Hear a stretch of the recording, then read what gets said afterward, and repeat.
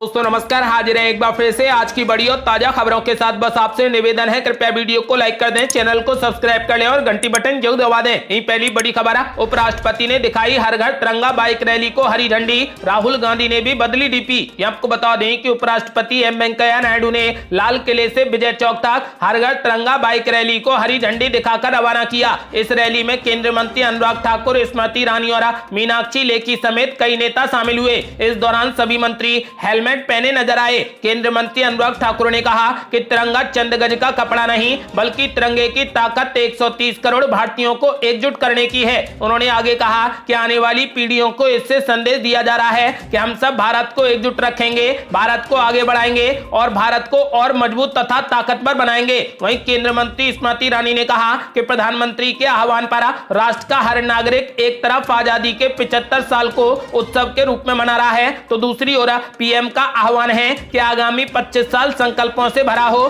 कर्तव्य निष्ठा से भरपूर हो और अपेक्षाओं पर हर नागरिक खरा उतरे। ये प्रयास हम सबका है। आपको बता दें कि वहीं मीनाक्षी लेखी ने कहा कि हर घर तिरंगा फहरे और सब लोग अपने कर्तव्यों को ध्यान में रखकर हर घर तिरंगा फहराने का और भारत के भविष्य को लहराने का काम करें। आपको बता दें कि प्रधानमंत्री नरेंद्र मोदी ने देशवासियों से हर घर तिरंगा लगाने की अपील की है। और बड़ी खबर, तिरंगा बाइक रैली में विपक्ष का एक भी सांसद नहीं हुआ शामिल, भाजपा ने लगाया बड़ा आरोप। आपको बता दें कि केंद्र सरकार भारत की आजादी की 75वीं वर्षगांठ पर हर घर तिरंगा अभियान की जोर शोर से तैयारी कर रही है। आजादी का अमृत महोत्सव के अंतर्गत सभी राज्यों में 13 अगस्त से 15 अगस्त के बीच हर घर पर तिरंगा फहराया जाएगा। लेकिन इससे पहले आज सभी सांसदों ने तिरंगा बाइक रैली निकाली। उपराष्ट्रपति एम वेंकैया नायडू ने लाल किले से विजय चौक तक हर घर तिरंगा बाइक रैली को झंडी दिखाकर रवाना किया। इस रैली में कई केंद्रीय मंत्रियों ने भी भाग लिया। समाचार एजेंसी एएनआई ने इस रैली का वीडियो भी जारी किया है, जिसमें देखा जा सकता है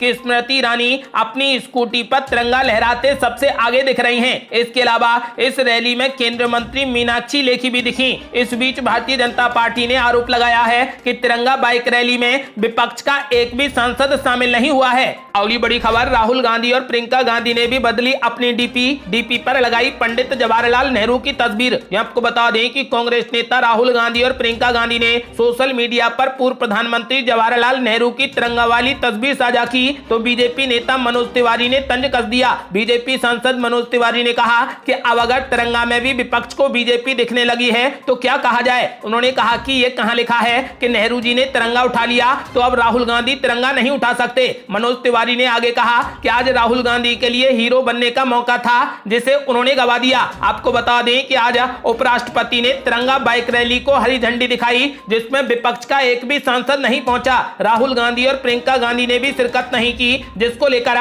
उन्होंने विपक्ष पर हमला बोला है। उन्होंने साफ कह दिया कि आज राहुल गांधी को हीरो बनने का मौका था, जिसे उन्होंने गवा दिया। अगली बड़ी खबर, टीएमसी के 100 नेताओं के पीछे लगेगी ईडी, शुभेंदु अधिकारी ने गृह मंत्री अमित शाह को सौंपी लिस्ट। आपको बता दें कि पश्चिम बंगाल में शिक्षक भर्ती घोटाले का दायरा अब बढ़ने के आसार नजर आ रहे हैं। खबर है कि भारतीय जनता पार्टी के विधायक शुभेंदु अधिकारी ने तृणमूल कांग्रेस के 100 नेताओं की एक सूची केंद्रीय गृह मंत्री अमित शाह को सौंप दी है। इस मामले में मुख्यमंत्री ममता बनर्जी की सरकार में मंत्री रहे पार्थ चटर्जी और उनकी करीबी अर्पिता मुखर्जी को ईडी ने गिरफ्तार किया है। आपको बता दें कि शुभेंदु अधिकारी की तरफ से गृह मंत्री अमित शाह को सौंपी गई सूची में सत्तारूढ़ दल टीएमसी के उन नेताओं के नाम शामिल हैं जो कथित तौर पर इस भर्ती घोटाले में शामिल रहे हैं। साथ ही उन्होंने गृह मंत्री को कुछ टीएमसी विधायकों समेत कुछ नेताओं के लेटर हेड भी दिए हैं, जिनका इस्तेमाल कथित तौर पर रिश्वत लेने के बाद सिफारिश करने के लिए किया जाता है। आपको बता दें कि उन्होंने अमित शाह से मामले की बड़े स्तर पर जांच कराने की भी मांग की है। उन्होंने कहा कि शिक्षक भर्ती घोटाले में 80 से 90 लाख से ज्यादा उम्मीदवारों को खराब कर दिया गया। अधिकारी ने यह भी जानकारी दी है कि पार्टी बड़े स्तर पर टीएमसी सरकार के खिलाफ राज्य में अभियान छेड़ने की तैयारी कर रही है।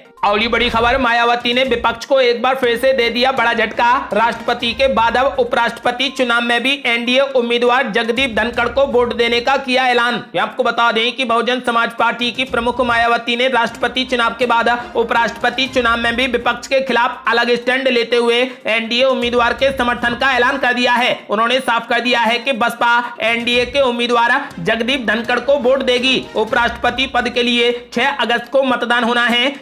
चुनाव से पहले बसपा सुप्रीमो मायावती ने एनडीए उम्मीदवार को समर्थन देने का ऐलान करके सबको चौंका दिया है। उन्होंने एक ट्वीट कर बताया कि उपराष्ट्रपति चुनाव में उनकी पार्टी ने एनडीए उम्मीदवार जगदीप धनखड़ को समर्थन देने का फैसला किया है। आपको बता दें कि मायावती के एनडीए के समर्थन के बाद विपक्षी दलों की अब परेशानियां बढ़ गई हैं। अगली बड़ी खबर, नरेंद्र मोदी को मिला अखिलेश यादव का साथ। हर घर तिरंगा अभियान पर सपा अध्यक्ष ने की तिरंगा फहराने की अपील। आपको बता दें कि समाजवादी पार्टी के राष्ट्रीय अध्यक्ष अखिलेश यादव हर घर तिरंगा अभियान पर पीएम नरेंद्र मोदी के साथ दिख रहे हैं। अखिलेश यादव ने नागरिकों से 9 अगस्त से 15 अगस्त 2022 तक राज्य में हर घर पर तिरंगा ध्वज फहराने की अपील की है। अखिलेश यादव ने कहा कि समाजवादी पार्टी के कार्यकर्ता अपने अपने क्षेत्र में घर घर जाकर नित्य राष्ट्र ध्वज को ससम्मान फहराए जाने में सहयोग करें। इस अभियान में किसी को भी जुड़ने से बचना नहीं चाहिए। अखिलेश यादव ने जारी बयान में कहा कि स्वेच्छा से प्रत्येक नागरिक को अपने आवास पर राष्ट्र ध्वज फहराना चाहिए। ये खादी का बना हो, शहर गांव, अमीर गरीब, किसान, श्रमिक, व्यापारी, दुकानदार, सरकारी एवं प्राइवेट संस्थानों में कार्यरत कर्मचारियों सभी को इस आयोजन में स्वेच्छा से सक्रिय भागीदारी निभानी चाहिए। प्रत्येक नागरिक अपना राष्ट्रीय कर्तव्य समझकर इस अभियान में शामिल हो। अगली बड़ी खबर, कांग्रेस को लगा बड़ा झटका। कुलदीप बिश्नोई ने किया भाजपा में शामिल होने का ऐलान। कांग्रेस विधायक पद से देंगे इस्तीफा।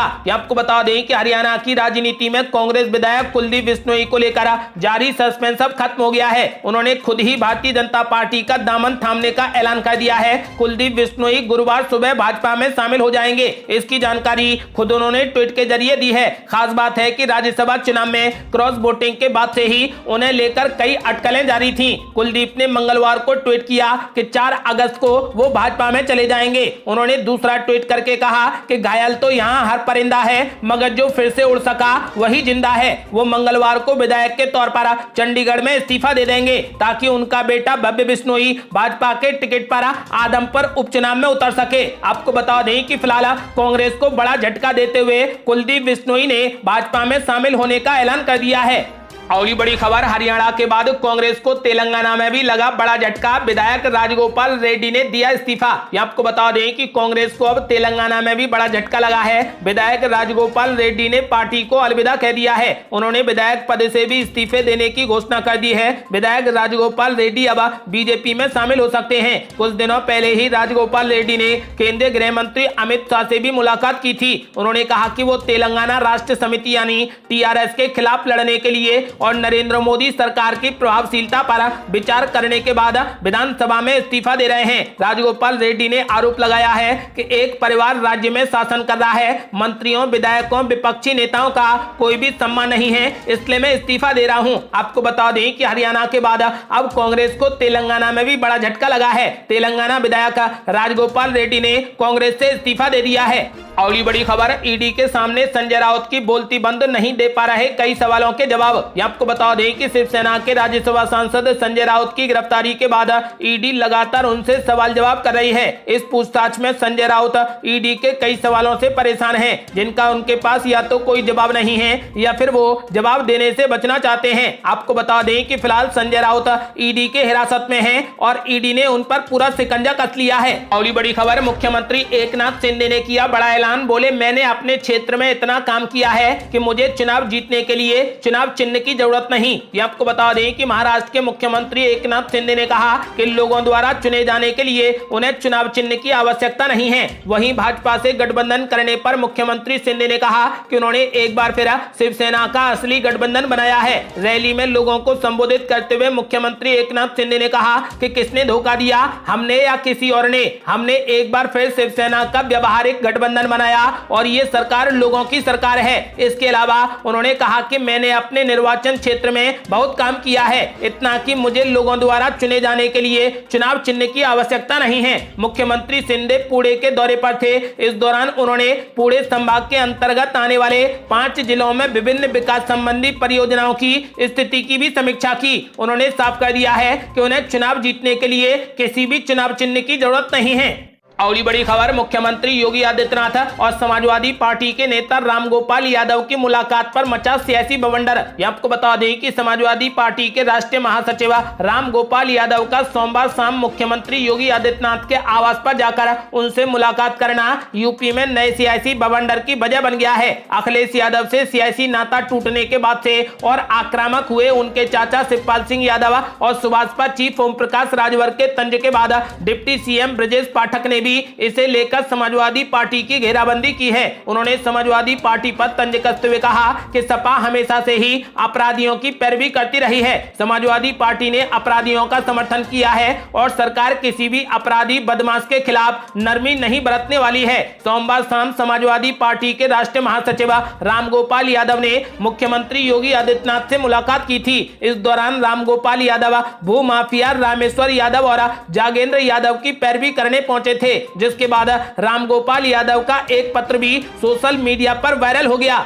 और ये बड़ी खबर, ओम प्रकाश राजभर ने अखिलेश यादव पर बोला बड़ा हमला, कहा बीजेपी की आत्मा मुझसे निकलकर रामगोपाल यादव में घुस गई, अब किस तांत्रिक से झाड़ फूक करवाएंगे अखिलेश यादव। आपको बता दें कि समाजवादी पार्टी से गठबंधन की डोर तोड़ चुके सुहेलदेव भारतीय समाज पार्टी के अध्यक्ष ओम प्रकाश राजभर के बारे में पिछले दिनों पूर्व मुख्यमंत्री अखिलेश यादव ने तंज कसते हुए कहा था कि उनमें बीजेपी की आत्मा घुस गई है। अब सपा नेता रामगोपाल यादव की मुख्यमंत्री योगी से मुलाकात को लेकर ओम प्रकाश राजभर ने जमकर पलटवार किया है। सपा अध्यक्ष अखिलेश यादव से उन्होंने पूछा है कि भाजपा की आत्मा ओम प्रकाश राजभर से निकलकर अब रामगोपाल यादव में घुस गई है। अखिलेश यादव किस तांत्रिक से अब प्रोफेसर साहब का झाड़ फूक करवाएंगे। राजभर ने कहा कि मुख्यमंत्री से यह शिष्टाचार मुलाकात नहीं बल्कि प्राण बचाओ मुलाकात है। राजभर ने कहा कि अखिलेश यादव कोई भी चुनाव गंभीरता से नहीं लेते। उनकी राजनीतिक अपरिपक्वता सपा प्रत्याशी कीर्ति कौल का पर्चा खारिज होने के प्रकरण से फिर सामने आ गई है।